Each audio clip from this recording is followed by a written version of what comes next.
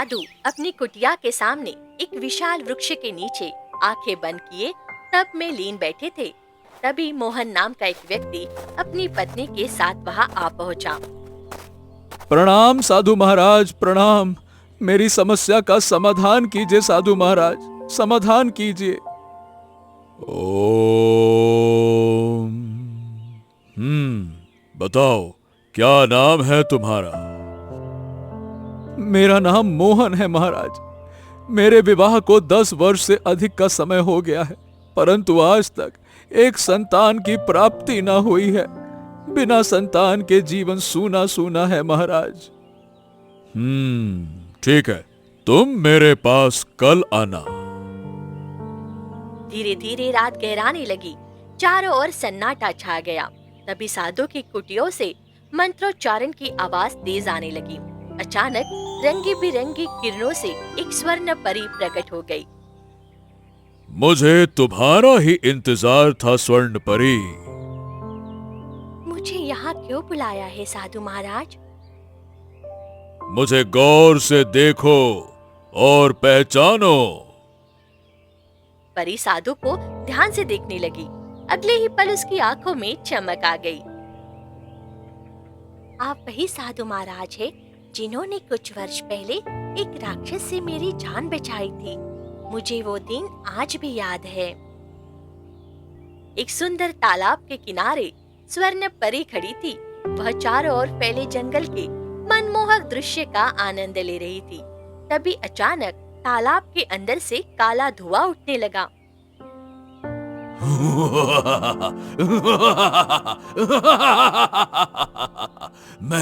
मैं न जाने कब से तुम्हें देख रहा हूँ। तुम्हारी सुंदरता ने मुझे मोह लिया है। मैं तुम्हें अपनी जीवन संगिनी बनाना चाहता हूँ। हाँ। अपनी शक्ल देखी है तूने? अगर विवाह करने की इतनी ही जल्दी है तो जाकर किसी डायन या पिशाचिनी को तलाश कर यहाँ से दफा हो जा। अरे तू मेरा मुकाबला नहीं कर सकती। सीधी तरह यहाँ से चला जा राक्षस। मंत्रों की शक्ति से राक्षस की लपटें थम गई और उसके शरीर पर आग भड़क गई। तेरी हिम्मत कैसे हुई इस परी पर अपनी गंदी नजर डालने की? आपने मेरी जान बचाई है साधु महाराज। आप मुझसे कोई भी वरदान मांग सकते हैं। मैं कोई साधारण साधु नहीं हूँ। मैं तो स्वयं मनुष्यों को वरदान देता हूँ। फिर भी मैं आपकी हमेशा ऋणी हूँ। आपको कुछ ना कुछ तो मांगना ही पड़ेगा। तो फिर ठीक है। भविष्य में अगर मुझे कभी किसी चीज की आवश्यकता पड़ी तो मैं तुम्हें बुलाऊंगा। मैं वचन देती हूँ, आप मुझसे जो भी मांगेंगे मैं आंख बंद करके आपको दूंगी। मुझे सब कुछ याद आ गया है साधु महाराज जी। मैं अपना वचन जरूर निभाऊंगी। मुझे तुम्हारी पुत्री चाहिए। साधु महाराज, ये आप क्या कह रहे हैं? मेरी पुत्री को छोड़कर आप मेरे प्राण मांग लीजिए। देखो स्वर्ण परी, तुमने हमें वचन दिया है और वचन दिया है तो तुम्हें उसे निभाना होगा। हमें तुम्हारी पुत्री चाहिए। आपने मुझे ऐसी परीक्षा में डाल दिया है जिसकी मैंने कल्पना भी नहीं की थी। मेरी पुत्री ही क्यों चाहिए आपको? डरो मत। तुम्हारी पुत्री की हमें आवश्यकता है। याद करो, जब मैंने तुम्हें उस राक्षस से बचाया था, अगर हम न होते तो वो तुम्हें जलाकर राख कर देता और तुम कभी भी मातृत्व का सुख प्राप्त नहीं कर पाती। आज भी पृथ्वी लोक पर अनेक राक्षस और पिशाचनियां घूम रही हैं। इस समय 2 पिशाचनियां मनुष्य का रूप धारण करके छिपी बैठी हैं। मैंने तपस्या करके उन्हें ढूंढने की बहुत कोशिश की, लेकिन सफल नहीं हो सका। मेरी दिव्य दृष्टि ने केवल इतना दिखाया था कि उनकी मृत्यु परीलोक की संतान से ही हो सकती है। तुम्हारी पुत्री मानवता की भलाई के लिए जरूरी है। स्वर्ण परी कुछ देर गहरी सोच में डूबी रही। फिर उसने आंखें बंद करके मंत्र पढ़ा। उसके हाथों में एक नवजात कन्या प्रकट हो गई। साधु महाराज, ये लीजिए। केवल अपने वचन का मान रखने के लिए मैं ये कर रही हूँ।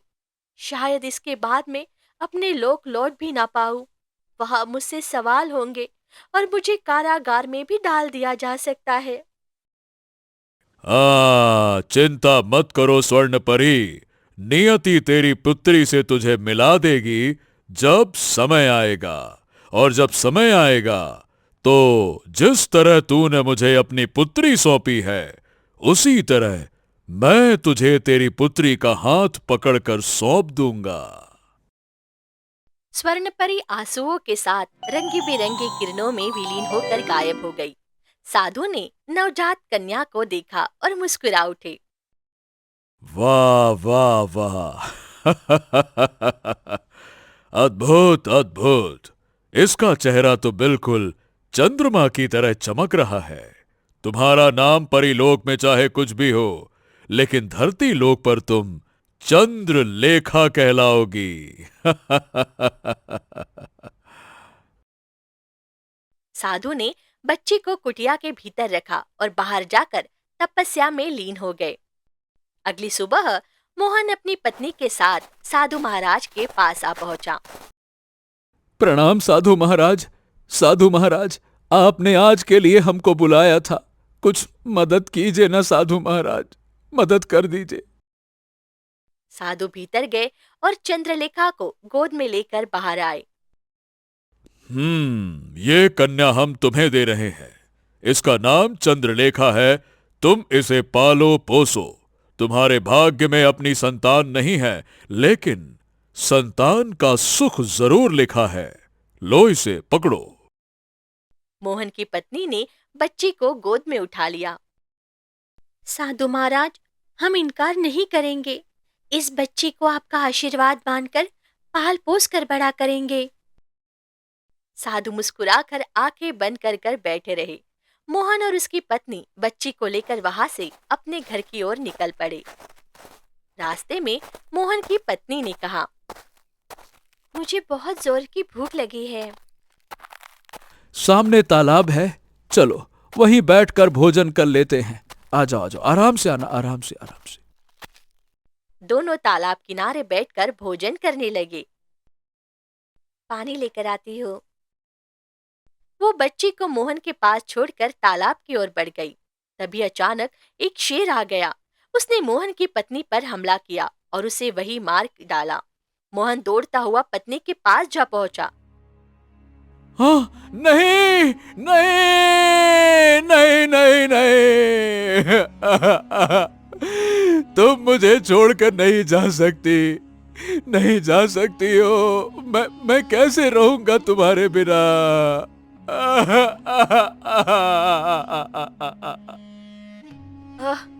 चंद्रलेखा को पिता की तरह पालना और माँ जैसा प्यार देना। इतना कहकर उसने दम तोड़ दिया। मोहन ने रोते हुए वही पत्नी का अंतिम संस्कार किया और चंद्रलेखा को लेकर गांव की ओर लौट आया। समय बीतता गया। एक दिन गांव का मुखिया मोहन के पास आया। देख मोहन, मैंने देखा था कि तू अपनी पत्नी के साथ जंगल गया था, पर वापस अकेला लौटा, वो भी एक नवजात कन्या के साथ। आज तक तूने नहीं बताया कि तेरी पत्नी कहाँ है। मोहन की आंखें भर आई। उसने सारी घटना मुखिया को सुनाई। मुखिया की आंखों में आंसू आ गए। क्या बात है, बता। ये तो बहुत बुरा हुआ, लेकिन कभी भी अपनी पत्नी की मौत का दोष इस बच्ची पर मत डालना, ठीक है? हाँ, मैं जानता हूँ मुखिया जी, मैं जानता हूँ। और मोहन, तेरी जिंदगी पहाड़ जैसी है। इस बच्ची को पिता के साथ साथ माँ की भी जरूरत है। मेरी बात मान, तू अब दूसरा विवाह कर ले। क्या नहीं नहीं नहीं नहीं नहीं मुखिया जी, मैं अपनी पत्नी से बहुत प्रेम करता हूँ। इसके अलावा किसी और से विवाह करने का मैं सोच भी नहीं सकता। अरे तू भाई देख मोहन, तू जिद मत कर। सुन, हमारे गांव में कुछ समय पहले ही सुंदरी नाम की एक बेचारी विधवा आई है। वो अपनी 16 वर्षीय पुत्री के साथ एक झोपड़ी में रह रही थी और दूसरों के खेतों में काम करके वो अपना और अपनी बेटी का पेट पाल रही है। देख, मैं चाहता हूं कि तू उससे विवाह कर ले।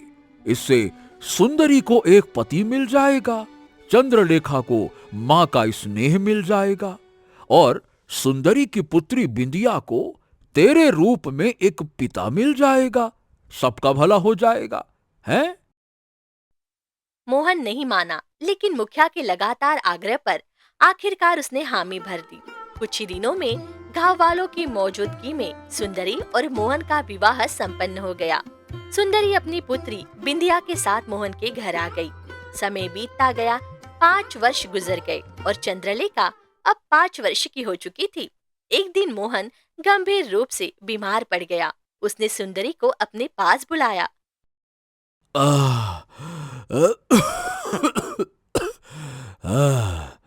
अरे सुंदरी, क्या बताऊं, मुझे नहीं लगता कि मेरी ये बीमारी ठीक होगी। सुंदरी, मेरे बाद मेरी पुत्री चंद्रलेखा का ध्यान रखना। सुंदरी की आंखों में आंसू आ गए।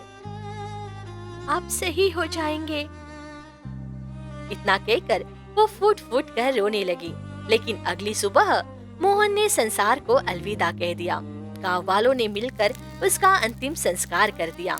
मोहन के जाने के बाद धीरे धीरे सुंदरी का व्यवहार बदलने लगा। अब वो चंद्रलेखा से सारे घर का काम करवाती थी, झाड़ू लगवाती, बर्तन धुलवाती और उसे हर समय ताने देती। ऐसे ही 15 वर्ष बीत गए।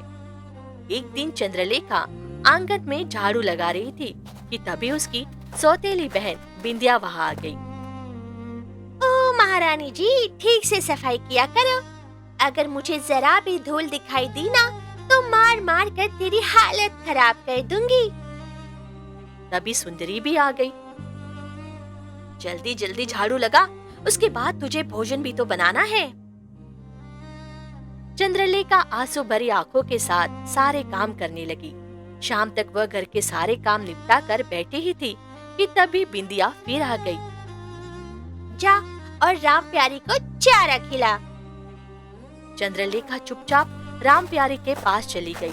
राम प्यारी घर में पली हुई गाय थी और वह उसकी एकमात्र सहेली थी। वो उसके सामने अपना मन हल्का किया करती थी। क्या सभी माएं ऐसी होती है? क्या माँ अपनी संतान से प्रेम नहीं करती है?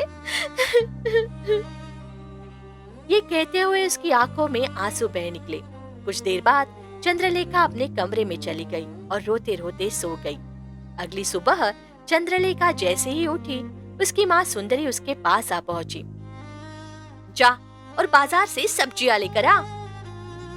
चंद्रलेखा ने थैला उठाया और बाजार चली गई। बाजार से सब्जियां लेकर जब वह घर की ओर लौट रही थी तो रास्ते में मुखिया जी मिल गए।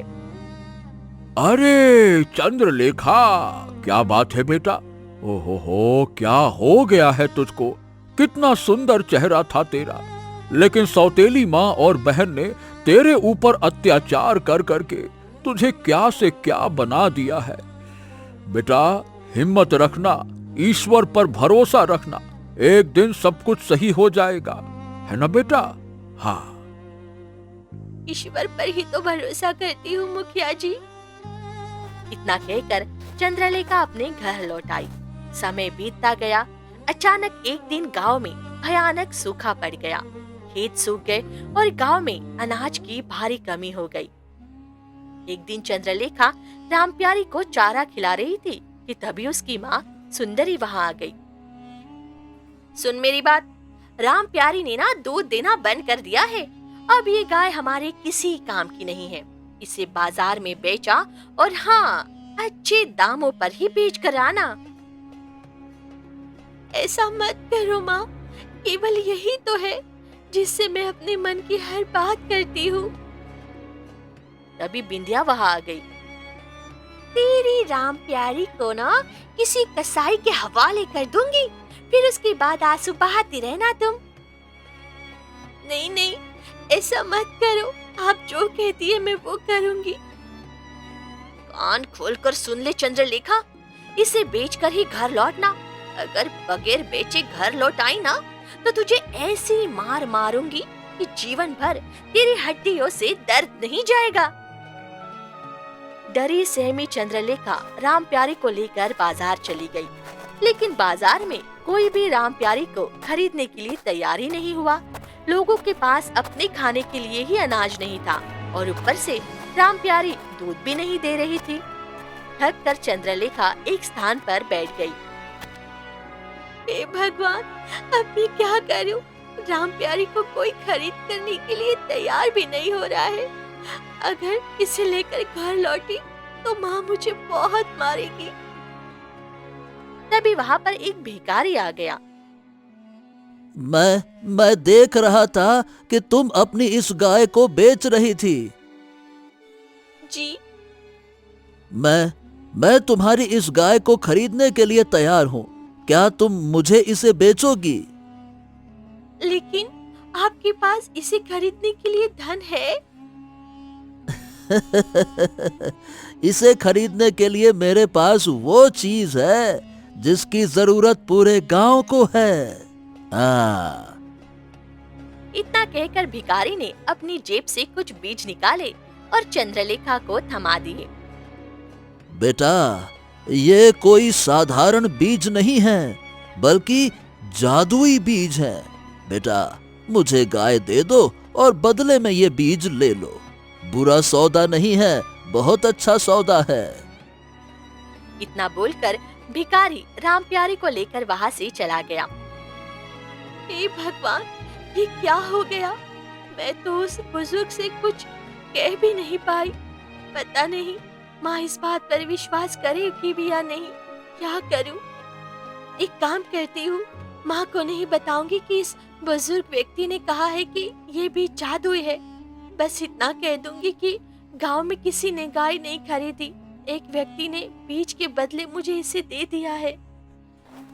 ये सोचकर चंद्रलेखा धीरे धीरे घर की ओर लौट गई।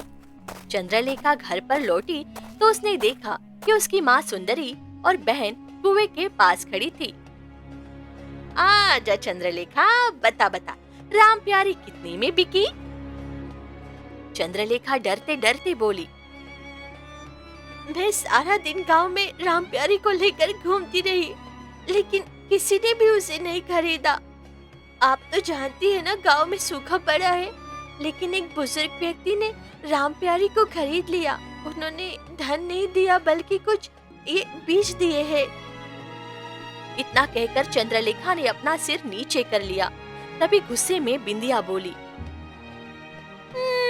बस माँ, बहुत हो गया। जितना सहना था सह लिया, अब और बर्दाश्त नहीं होता। इस कुएं में इसे धक्का दे दो। चंद्रलेखा कुछ समझ पाती उससे पहले ही सुंदरी ने गुस्से में आकर उसे कुएं में धक्का दे दिया। चंद्रलेखा चीखती हुई गिरी और बेहोशी की गहराइयों में समा गई। कुछ देर बाद जब चंद्रलेखा की आंखें खुली तो उसने आपको एक विचित्र दुनिया में पाया। वहां हर घर सोने का बना हुआ था। हे भगवान, ये मैं कहाँ आ गई हूँ? मुझे तो याद भी नहीं है। मुझे तो कुएं में फेंक दिया था। तभी अचानक एक सैनिक दौड़ता हुआ आ पहुंचा। ओ लड़के, कौन हो तुम? मेरा नाम चंद्रलेखा है। तुम यहाँ की तो नहीं लगती। मुझे तुम्हें बंदी बनाकर महल ले जाना होगा। चलो। सैनिकों ने तुरंत चंद्रलेखा को पकड़ लिया और सोने के महल के राज दरबार में ले गया। वहां राजा एक बूढ़ी स्त्री के साथ बैठा था। महाराज की जय हो। महाराज, ये लड़की हमें तालाब के किनारे मिली, वही तालाब जो दो दुनियाओं का द्वार है। ये सुनकर राजा चौंक गया। ओ, तो इसकी तलाशी लो, देख क्या रहे हो? सैनिकों ने चंद्रलेखा की तलाशी ली और उसकी जेब से कुछ बीज निकले। वे बीज राजा को दे दिए गए। ओहो, क्या बात है! ये तो हमारे लोग के बीज हैं। ये लड़की इन्हें कहां से लाई है? क्यों लड़की, कौन है तू? साफ साफ बता। चंद्रलेखा रोते हुए सारी घटनाएं बताने लगी। मुझे नहीं पता, बस इतना जानती हूँ कि मेरी माँ ने मुझे कुएं में फेंक दिया और मैं बेहोश हो गई। जब आँख खुली तो यहाँ थी। बगल में बैठी बूढ़ी स्त्री ने राजा से कहा, मुझे लगता है ये साधारण लड़की नहीं है। जरूर हमारी दुनिया का रहस्यमय तालाब इसका कारण है। मुझे इसकी जांच करनी होगी महाराज। इतना कहकर बूढ़ी स्त्री ने चंद्रलेखा का हाथ छुआ और राजा से कहा, मेरे पुत्र, ये कोई साधारण लड़की नहीं है, बल्कि एक परी है। हैं? परी? लेकिन हम तो इसे पहली बार देख रहे हैं। हाँ, ये परी है, परंतु बड़ी विचित्र बात यह है कि इसे खुद ही नहीं मालूम कि ये परी है। संभव है यह अपने लोक से बिछड़ गई हो या कोई और कारण हो, लेकिन यह परी ही है। इतना कहकर बूढ़ी स्त्री ने हाथ घुमाया और अगले ही पल उसके हाथ में से एक सोने की अंगूठी प्रकट हुई। माँ, आप ये क्या कह रही हैं? चाहे ये किसी भी लोक की परी हो, इसकी आयु 20 वर्ष हो चुकी है महाराज। और परी लोक का नियम यही कहता है कि जब कोई परी 20 वर्ष की हो जाती है तो उसे जादुई अंगूठी पहनाई जाती है। तभी उसका जादू बरकरार रहता है और वो ब्रह्मांड में कहीं भी अपनी सुरक्षा कर सकती है।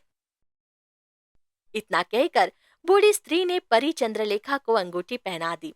राजा ने बीज वापस चंद्रलेखा को दिए और बूढ़ी स्त्री से कहा, माँ, इसे वहीं पहुंचा दो जहां से ये आई थी। बूढ़ी स्त्री ने अपनी छड़ी उठाई। अगले ही पल रंगी बिरंगी किरणें फैली और चंद्रलेखा गायब हो गई। अगले ही क्षण चंद्रलेखा की आंख कुएं में खुली। चारों ओर अंधेरा था। मुझे बाहर निकालो, कोई है, मुझे बाहर निकालो। इत्तेफाक से वहां गांव का मुखिया खड़ा था। उसने तुरंत कुएं में रस्सी डाली और चंद्रलेखा को बाहर निकाल लिया। अरे बेटा, तुम मेरे कुएं के अंदर कैसे आ गई? कांपते होठों से चंद्रलेखा ने सारी घटनाएं मुखिया को बताई। हो, ये तो बड़ी ही विचित्र घटना है। बताओ भला, क्या वो जादुई बीज अभी तुम्हारे पास है बेटा? हाँ मुखिया जी। इतना कहकर चंद्रलेखा ने जादुई बीज उसे दिखाए और कहा, लेकिन मैंने अपनी माँ को इसके बारे में कुछ नहीं बताया। पता नहीं तुम्हारा क्या रहस्य है चंद्रलेखा, लेकिन न जाने क्यों मेरा मन कहता है कि इन जादुई बीजों को एक बार धरती पर बोकर देखना चाहिए। मुखिया ने बीज खेत में बो दिए। बीज खेत में पड़ते ही आकाश अचानक काला हो गया। भयंकर वर्षा शुरू हो गई। अरे चंद्रलेखा, देखो देखो, आकाश में काले बादल छा गए और भयंकर वर्षा होने वाली है। अब हमारा गांव फिर से हरा भरा हो जाएगा। चलो चलो बेटा, मैं तुम्हें तुम्हारे घर छोड़ देता हूँ। लेकिन मुखिया जी। ओहो, चिंता मत करो, मैं तुम्हारे साथ हूँ। अब तुम्हारी माँ तुम्हारे साथ बुरा बर्ताव नहीं कर सकती, और अगर उसने कोशिश भी की तो पूरा गांव उसके खिलाफ खड़ा हो जाएगा। हाँ चलो। मुखिया ने चंद्रलेखा का हाथ थामा और उसे घर तक ले गया। वहाँ सुंदरी और बिंदिया बारिश देखकर अचंभित खड़ी थी। उनकी आंखों में भय और आशंका तैर रही थी। जैसे ही उन्होंने चंद्रलेखा को जिंदा देखा, वे दंग रह गई। तू अब तक जीवित कैसे है? मैंने तो तुझे इसी कुएं में फेंक दिया था। तुझे तो मर जाना चाहिए था। अरे बस, बहुत हो गया। चंद्रलेखा ने मुझे सब कुछ बता दिया है। वो अभी कुछ देर पहले मेरे कुएं से निकली है और ये कोई साधारण लड़की नहीं है। इसके साथ कोई दैवीय शक्ति है, समझी? मुखिया ने पूरी घटना सुंदरी और बिंदिया को बताई। इसका मतलब वर्षा इसी के कारण हुई है कि कोई साधारण लड़की नहीं बल्कि कोई परी है। हे भगवान, इसका अर्थ ये है कि अपने ही काल को अपने घर में हम पालते रहे। ना बोलकर सुंदरी और बिंदिया अचानक अपने असली रूप में आ गई। दोनों भयानक पिशाचनियों में परिवर्तित हो गई। हाँ, हे भगवान, अरे अरे ये दोनों तो पिशाचनी हैं। यानी कि इतने समय से ये हमारे गांव में बहरूपिया बनकर रह रही थी। हाँ, एक साधु बाबा वर्षों से हमारा पीछा कर रहा था, पर हम इंसान का रूप बदलकर इस गांव में छुप गए। हमें पता था हमारा अंत परीलोक की रानी की पुत्री के हाथों लिखा है, और अब वो साबित हो गया कि ये चंद्रलेखा कोई साधारण लड़की नहीं है बल्कि परीलोक की राजकुमारी है। तभी अचानक वही साधु प्रकट हो गई जिसने बचपन में चंद्रलेखा को मोहन और उसकी पत्नी को सौंपा था। चंद्रलेखा, जल्दी से अपनी अंगूठी आगे करो। ये दोनों पिशाचनियां अपने असली रूप में आ चुकी हैं। इन्हीं को ढूंढने के लिए मैं वर्षों से साधना कर रहा था। मुझे संदेह तो बहुत पहले था, लेकिन इनके काले जादू का असर बहुत गहरा था। इन्हीं की वजह से गांव में सूखा पड़ा, लेकिन मेरे दिए हुए परीलोक के जादुई बीजों ने पिशाचिनियों की शक्ति को कमजोर कर दिया। तो इसका मतलब भिखारी के रूप में आप ही थे? हाँ, मैं ही था वो। चंद्रलेखा, तुम मनुष्य नहीं हो, तुम एक परी हो। तुम्हारा जन्म इन दोनों पिशाचिनियों का अंत करने के लिए हुआ है। चंद्रलेखा ने अपना हाथ आगे कर लिया। उसकी अंगूठी से रंगी बिरंगी किरणें निकली और दोनों पिशाचिनियां गिर पड़ी। एक चीख के साथ दोनों पिशाचिनियां राख में बदल गई। साधु ने मंत्र पढ़ा और उसी क्षण स्वर्ण परी प्रकट हुई। उसकी आंखों में आंसू थे। उसने चंद्रलेखा को गले से लगा लिया। जैसा कि मैंने वादा किया था, यही है तुम्हारी पुत्री, ये लो। चंद्रलेखा ने महसूस किया कि वो अपनी असली माँ के आंचल में है। साधु अद्भुत प्रकाश में विलीन हो गए। मुखिया प्रसन्नता के साथ विदाई लेते हुए चला गया। स्वर्ण परी अपनी पुत्री चंद्रलेखा को लेकर वहां से गायब हो गई। अगले ही पल चंद्रलेखा और स्वर्ण परी एक भव्य महल में प्रकट हुई। वहां राजा सिंहासन पर बैठे थे। जैसे ही उन्होंने स्वर्ण परी को देखा, वे दौड़कर उसके पास आ गए। स्वर्ण? अरे, वर्षों पहले तुम हमारी पुत्री को न जाने कहां लेकर चली गई थी। तब से मैं और मेरी माँ तुम्हारा इंतजार कर रहे थे। कहां है मेरी पुत्री, कहां है? यही है हमारी पुत्री। स्वर्ण परी ने पूरी घटना अपने पति और सास को बताई। राजा की आंखें भर आई। उन्होंने चंद्रलेखा के कंधे पर हाथ रखा। हाँ, हाँ, आज मैंने पहली बार देखा था। तभी मन ने कहा था कि मेरा तुम्हारे साथ गहरा रिश्ता है। सचमुच, सचमुच तुम हमारी ही पुत्री हो, हमारी ही पुत्री हो।